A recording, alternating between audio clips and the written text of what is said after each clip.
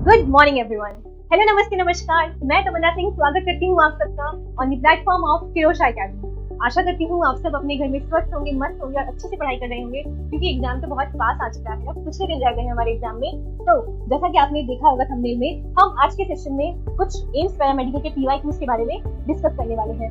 आज के सेशन में हम ये देखने वाले हैं कि हमारे जो भी पीवाईक्यूज रहे हैं उनसे और कैसे क्वेश्चन बन सकते हैं और एक क्वेश्चन से हम और कितने क्वेश्चंस को रिवाइज कर सकते हैं। तो इस वीडियो के अंत तक बने रहिएगा और अगर आपके कोई भाई बहन इस एग्जाम के लिए प्रिपेयर कर रहे हैं तो उनके साथ ये वीडियो शेयर करना ना भूलिएगा। ठीक है, तो चलिए शुरू करते हैं आज का सेशन शुरू करने से पहले आप रेडी हो जाएं और अपना पेन और नोटबुक लेके बैठे, क्योंकि मेरे आंसर सॉल्व करने से पहले आपका आंसर आ जाना चाहिए। इतनी स्पीड एक्यूरेसी होगी तभी आप जो है एक बहुत अच्छे स्कोर से अपना एग्जाम क्रैक कर पाओगे। तो चलिए शुरू करते हैं। का पहला प्रश्न आपकी कंप्यूटर स्क्रीन पर ये रहा।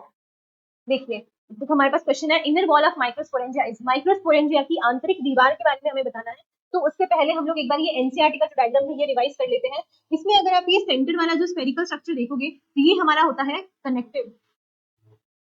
ठीक है, और जो ये बाहर वाली जो लेयर आपको दिख रही है ये हमारी होती है एपिडर्मिस, और ये जो अंदर इसके अंदर वाली लेयर है, ये व्हाइट वाली लेयर जो आपको दिख रही है, ये होती है हमारी एंडोथीशियम।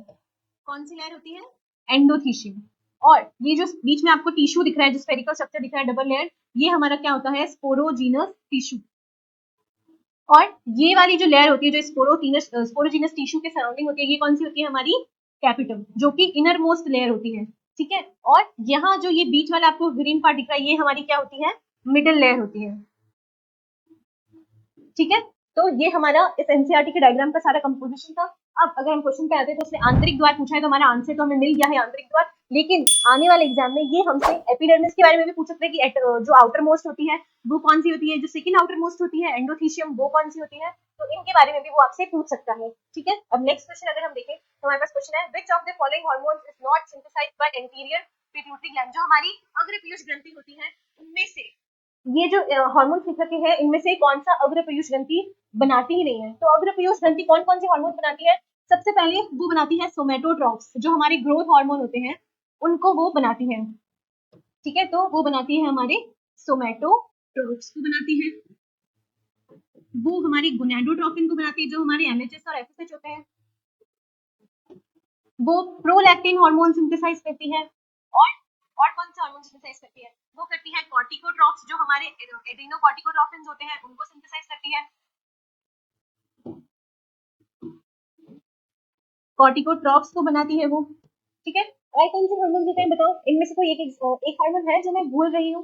बताओ बताओ, कमेंट सेक्शन में बताओ कि वो कौन सा हार्मोन है जो मैं भूल रही हूँ। ठीक है, तो प्रोलैक्टिन नहीं, ये तो हमारी अग्रपीयूष ग्रंथि बनाती है। वेसोप्रेसिन, इसमें थोड़ा सा हमें डाउट है कि बनाती है या नहीं। एलएच और एफएसएच ये हमारे गोनाडोट्रोपिन्स होते हैं जो हमारी अग्रपीयूष ग्रंथि बनाती है। तो हमारा आंसर क्या हो गया? वेसोप्रेसिन। और वेसोप्रेसिन कौन बनाती है? हमारी पिट्यूटरी, जो हमारी पोस्टीरियर पिट्यूटरी होती है वो हमारे बनाती है वेसोप्रेसिन। तो थर्ड क्वेश्चन है हमारे पास, न्यूमोटैक्सिक सेंटर कहाँ स्थित होता है? जो हमारा न्यूमोटैक्सिक केंद्र है वो कहाँ स्थित होता है? तो पी से न्यूमोटैक्सिक और पी से पॉन्स। तो जो हमारा न्यूमोटैक्सिक केंद्र है वो कहाँ प्रेजेंट होता है? पॉन्स में प्रेजेंट होता है। नेक्स्ट क्वेश्चन आपकी स्क्रीन पर ये रहा, पीएस फर्स्ट की वेवलेंथ और आपको रिएक्शन सेंटर के बारे में बताना है। तो दो भाई होते हैं, पीएस1 बड़ा भाई होता है, पीएस2 छोटा भाई होता है। तो जो बड़ा भाई होता है उसके पास ऑब्वियसली ज्यादा वेवलेंथ आएगी और जो छोटा भाई होता है उसके पास कम वेवलेंथ आएगी। तो यहाँ पे हमें बड़े भाई पीएस1 के बारे में पूछा गया है, तो वो कौन सा हो जाएगा? क्लोरोफिल 700। ठीक है, नेक्स्ट पे अगर हम जाएं तो which fruit has fibrous mesocarp. अब आपको बताना है कि किसके पास फाइब्रस मेसोकार्प होती है। ऐसा मान लो कि आपको कुछ नहीं पता है इनके बारे में, तो भी हम इस क्वेश्चन को सॉल्व कर सकते हैं। उसने हमें क्या बोला है कि रेशेदार मध्यवर्ग किसमें पाया जाता है। तो एप्पल में आपने कभी कोई रेशे देखे हैं? आपने जब भी कभी एप्पल खाए कोई रेशे आए हैं? नहीं, तो इसमें तो रेशे होते ही नहीं है। कोकोनट जो हमारा नारियल है उसमें जरूर हमें उसकी जो बाहर वाली ब्राउन ब्राउन कवरिंग होती है उसमें जरूर हमें रेशे देखने को मिलते हैं। तो ये हमारा आंसर हो सकता है। अब अगर हम स्ट्रॉबेरी की बात करें तो देखा है आपने कभी स्ट्रॉबेरी में कोई रेशे दिखे हैं आपको? इसमें भी कोई रेशे नहीं होते। अब हमारे मैंगो की बात करते हैं। तो भाई मैंगो में तो हम जब आम खाते हैं तो उसकी जो इनर वाली सीड होती है, जो उसकी गुठली होती है, उसमें तो हमें दिखते तो हैं रेशे। तो हो सकता है कि ये भी हमारा आंसर हो। लेकिन यहाँ पे हमें क्या देखना है कि जो आम होता है हमारा, उसका जो मीजोकार्प होता है या जो इसका मध्य वर्ग होता है वो हमारा एडिबल होता है। ठीक है, जो इसका मीजोकार्प है वो एडिबल होता है। मतलब जो हम लोग आम का जो येलो येलो वाला पार्ट हम लोग जो कंज्यूम करते हैं, जो हम लोग खाते हैं, वो उसका मीजोकार्प होता है। तो जो चीज हम लोग खाते हैं वो तो रेशेदार नहीं होती है। तो मैंगो भी गलत हो गया। तो आंसर क्या हो गया? कोकोनट। जो नारियल है उसमें हमारा फाइब्रस मीसोफाइल होता है। Which kingdom is included in all kingdom system classification? कौन सा किंगडम है, सभी जीव जगत वर्गीकरण प्रणाली में कौन सा राज्य शामिल होता है? ऐसा इनमें से कौन सा राज्य शामिल है जो सारे किंगडम क्लासिफिकेशन सिस्टम में प्रेजेंट होता है? अब अगर हम यहाँ बात करें तो सबसे पहले कौन सा क्लासिफिकेशन सिस्टम आया था? Two kingdom classification. जो किसने दिया था? हमारे लीनियस भाई साहब ने दिया था, है ना। तो जो हमारे प्लांट और एनिमलिया वाला किंगडम है वो किसने दिया था? हमारा कैरलस लीनियस ने दिया था। कैरलस लीनियस ने प्लांट्स और एनिमल को दो अलग अलग किंगडम में क्लासिफाई किया था, ठीक है। तो पहले दो किंगडम क्लासिफिकेशन आया, फिर थ्री किंगडम क्लासिफिकेशन आया, फिर फोर किंगडम क्लासिफिकेशन आया, फिर फाइव किंगडम क्लासिफिकेशन आया जो कि हमारा आर एच टेकर भाई साहब ने दिया था। तो जो ऐसे कौन से दो किंगडम है जो सब में प्रेजेंट हो रहे हैं, सारे क्लासिफिकेशन सिस्टम में प्रेजेंट है, तो वो कौन से हुए? हमारे प्लांटी एंड एनिमलिया, ठीक है। अब आगे बढ़ते हैं। तो नेक्स्ट हमारा क्वेश्चन है, अब इस क्वेश्चन को आप देखो, इस एक क्वेश्चन में चार क्वेश्चन छुपे हैं, चार क्वेश्चन, है ना। इस एक चार नहीं तो तीन क्वेश्चन तो छुपे ही छुपे हैं। अब आप देखो, इसने पूछा है कि जो कमेंसलिज्म होता है, जो सहजीविता होता है, उसमें कौन सा संबंध आपको देखने को मिलता है। तो पहले हम लोग एक बार ऑप्शंस को देखें। तो सबसे पहला ऑप्शन है दोनों को लाभ। तो दोनों को लाभ किसमें होता है बताओ? दोनों को लाभ होता है म्यूचुअलिज्म में, ठीक है। फिर इसने हमारा क्वेश्चन दिया है दोनों को हानि। दोनों को हानि किसमें होती है? कंपटीशन में, ठीक है। और ये है एक को लाभ और दूसरे को हानि, ये किसमें होती है? जल्दी जल्दी बताओ किसमें होती है जिसमें एक को लाभ होता है और दूसरे को हानि होती है? वो किसमें होता है? एक को लाभ दूसरे में हानि, पैरासाइटिज्म में। लीच देखिए कभी? लीच जो हमारा जो हमारे बॉडी के ऊपर अगर चिपक जाती है तो हमारी बॉडी में से खून निकाल लेती है ना। तो वो जो लीच होती है वो पैरासाइटिज्म तो नहीं कह सकते। आपको पता होगा हमारे लिवर में एक क्या बोलते हैं उसको, हुक्स एंड सकर्स जिसके पास प्रेजेंट होती है, वो हमारी लिवर में कभी कभी एज अ पैरासाइट बन जाता है। आपको बताना है कि वो कौन से किंगडम से या कौन से फाइलम में प्रेजेंट होता है जिसके पास हुक्स एंड सकर्स प्रेजेंट होते हैं, ठीक है। तो वो क्या होता है? एज अ पैरासाइट काम करता है, हमारे अंदर जो भी खाना होता है ना उसको ले लेता है, वो उसको एब्जॉर्ब करने लगता है और हमारे अंदर वो डिजीज बन जाता है। तो वो क्या होता है? पैरासाइटिज्म। फिर हमारे पास है बेनिफिट टू वन, मतलब एक को लाभ हो रहा है और दूसरे को कोई फर्क नहीं पड़ रहा, भाई कुछ भी हो, हमें फर्क नहीं पड़ रहा कि क्या हो रहा है और क्या नहीं हो रहा, और एक को बहुत बेनिफिट हो रहा है, उसको बहुत लाभ हो रहे हैं। तो वो कौन सा होता है? हमारा कमेंसलिज्म। क्या होता है? कमेंसलिज्म। और इससे एकदम अपोजिट, जो जिसमें एक को हानि हो रही हो और एक को कोई फर्क नहीं पड़ा, लाभ हो रहा है या हानि हो रही है, तो वो क्या होता है? हमारा अमेंसलिज्म। अब नेक्स्ट क्वेश्चन पे चलते हैं। कियाज्मेटा फॉर्मेशन, जो हमारा कियाज्माटा है वो मियोसिस की कौन सी उप अवस्था के दौरान बनता है? तो अगर हम देखें इसके भी, इस क्वेश्चन में भी आपको एक क्वेश्चन से चार क्वेश्चन मिल सकते हैं, एक क्वेश्चन में चार क्वेश्चन छुपे हैं। तो जो प्रकाइटिन होता है उसमें क्या होता है? क्रॉसिंग ओवर होता है हमारा, ठीक है। और जो डिप्लोटिन है उसमें क्या होता है? हमारा कियाज्माटा बनता है। और ये जो कियाज्माटा होता है ये कैसे शेप का स्ट्रक्चर होता है? एक एक्स शेप का स्ट्रक्चर होता है। और जो लेप्टोटीन है उसमें क्या होता है? हमारे जो क्रोमोसोम है वो हम देख सकते हैं,